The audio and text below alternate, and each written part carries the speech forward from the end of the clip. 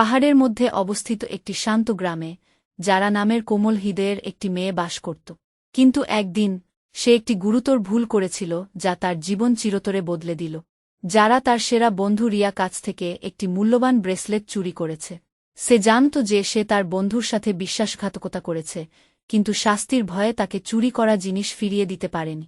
সেই রাতে যারা যখন তার বিছানায় শুয়েছিল, একটি স্বপ্ন তাকে গ্রাস করেছিল। তার স্বপ্নে সে নিজেকে একটি অন্ধকার জঙ্গলে খুঁজে পেয়েছিল, চারপাশে উঁচু গাছ দিয়ে ঘেরা। হঠাৎ তার চারপাশে একটি প্রচণ্ড আগুন জ্বলে উঠল, এর শিখা তার শরীরকে ক্রমশ গ্রাস করে নিচ্ছে। এটি তার হৃদয়কে একটি তীব্র বেদনা এবং দুঃখে পূর্ণ করেছিল।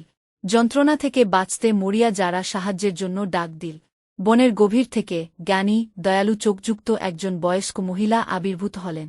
যারা প্রবীণ মৃদুস্বরে বললেন, তুমি যে আগুন অনুভব করছ তা তোমার পাপের শাস্তি আর নিজের বিবেকের প্রতিফলন। এই শিখা নিভানোর জন্য তোমাকে অবশ্যই অন্যায়ের মুখোমুখি হতে হবে এবং ক্ষমা চাইতে হবে। ঠান্ডা ঘামের স্বপ্ন থেকে জেগে উঠে যারা জানত তাকে কি করতে হবে। যারা রিয়ার বাড়িতে ছুটে গেল, তার হৃদয় ভয়ে ও অনুশোচনায় কাঁপছে। তার মুখ দিয়ে অশ্রু প্রবাহিত হয়। যারা তার চুরির কথা স্বীকার করে এবং মূল্যবান ব্রেসলেটটি ফেরত দেয়। যারার প্রকৃত অনুশোচনা দেখে সে তার বন্ধুকে জড়িয়ে ধরে তাকে ক্ষমা করে দিল। ক্ষমা চাওয়ার কাজটি যারার মধ্যে জ্বলন্ত অপরাধবোধের আগুনকে নিভিয়ে দিয়েছিল আর হালকা এবং শান্তি অনুভব করছিল। সেই দিন থেকে যারা সততার গুরুত্ব শিখেছিল।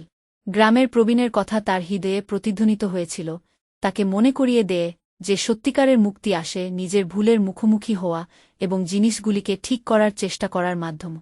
গল্পের নৈতিকতা হল আমাদের বিবেক হল আমাদের অভ্যন্তরীণ পথপ্রদর্শক এবং এটিকে উপেক্ষা করলে বড় বেদনা ও দুঃখ হতে পারে। আমাদের ভুল স্বীকার করে এবং ক্ষমা চাওয়ার মাধ্যমে আমরা অপরাধের আগুন নিভিয়ে দিতে পারি এবং নিজেদের মধ্যে শান্তি পেতে পারি।